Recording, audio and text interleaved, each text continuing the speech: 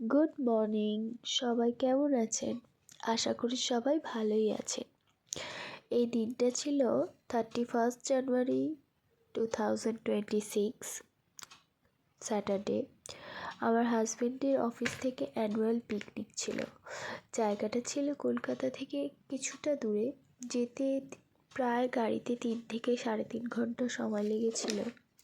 জায়গাটার নাম আদি সপ্তগ্রাম। জায়গাটার নামের সাথে বেশ মিল রয়েছে। চারিদিকটাই আগেকার দিনের পুরনো মাটির বাড়ি, যেগুলো এখন আর সেরকম একটা দেখা যায় না। আর চারপাশেই গাছপালা দিয়ে ঘেরা, একেবারে সবুজের মধ্যে। প্রকৃতির মাঝে শান্ত নিরিবিলি জায়গা আমার ভীষণ পছন্দের, যেখানে চারপাশের কোলাহল নেই, আছে শুধু পাখির ডাক, হালকা বাতাসের শব্দ আর সবুজের ছোঁয়া। এই নিরিবিলি পরিবেশে মানুষের মন ধীরে ধীরে শান্ত হয়ে যায়, দুশ্চিন্তা কমে আসে আর ভেতরে এক ধরনের স্বস্তি জন্ম নেয়।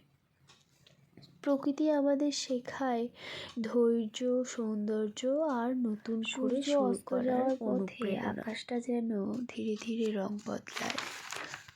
কমলা, লাল আর সোনালি আলোর মিশেলে চারপাশে এক অপূর্ব শান্তি নেমে আসে। মনে হয় প্রকৃতি যেন নীরবে নিজেই প্রণাম জানাচ্ছে দিনের শেষকে। প্রকৃতির কোলে শিশুরাও যেন আরও স্বাভাবিক, আরও স্বাধীন, আরও প্রাণবন্ত হয়ে ওঠে।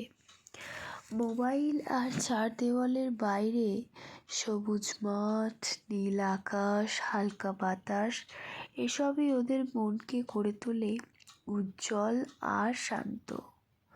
প্রকৃতি আর শিশু একসাথে মানেই নিষ্পাপ আনন্দের এক সুন্দর ছবি। শিশুরা প্রকৃতির মাঝে আকাশের দিকে তাকিয়ে মেঘ খুনে গল্প বানায়, কখনো বা এক টুকরো ফুল নিয়ে তাদের কত কিছু খেলা হয়ে যায়। আমরা যে পিকনিক স্পটে ছিলাম সেখান থেকে 10 মিনিটের দূরত্বে ছিল একটা মন্দির, যেখানে আমরা একটু ঘুরতে গিয়েছিলাম। এই মন্দিরটা ছিল বাঁশবেড়িয়ার হংসেশ্বরী মন্দির। দেবী হংসেশ্বরী মা কালীর এক রূপ হিসেবে পূজিত হয়। মন্দিরটি 13টি মিনার বা রত্ন নিয়ে নির্মিত। প্রতিটি মিনারই পদ্ম ফুলের মতো গঠন।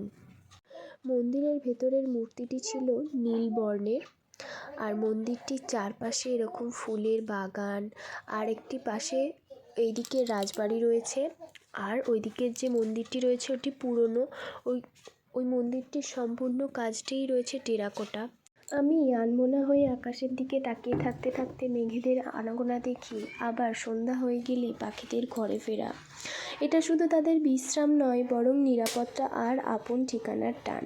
ঠিক যেমন মানুষ সারাদিনের ব্যস্ততা শেষে নিজের ঘরে ফিরতে চায়, এই মুহূর্তটা মনে করিয়ে দেয় যে যত দূরেই যায় না কেন, নিজের ঘর আর আপনজন এর টান সবসময়ই সবচেয়ে বেশি।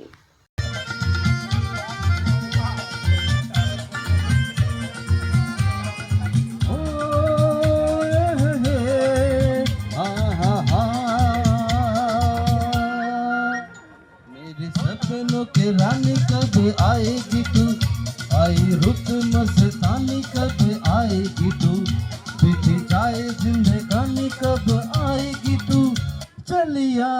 সব ভালোই মিটল, এবার বাড়ি ফেরার পালা। সব মিলিয়ে দিনটা বেশ ভালোই কাটলো। আজ এই পর্যন্তই। ভিডিওটা কেমন লাগলো অবশ্যই জানাবেন। ভালো লাগলে একটা লাইক, কমেন্ট করতে ভুলবেন না। Thank you. সবাই সুস্থ থাকবেন, ভালো থাকবেন।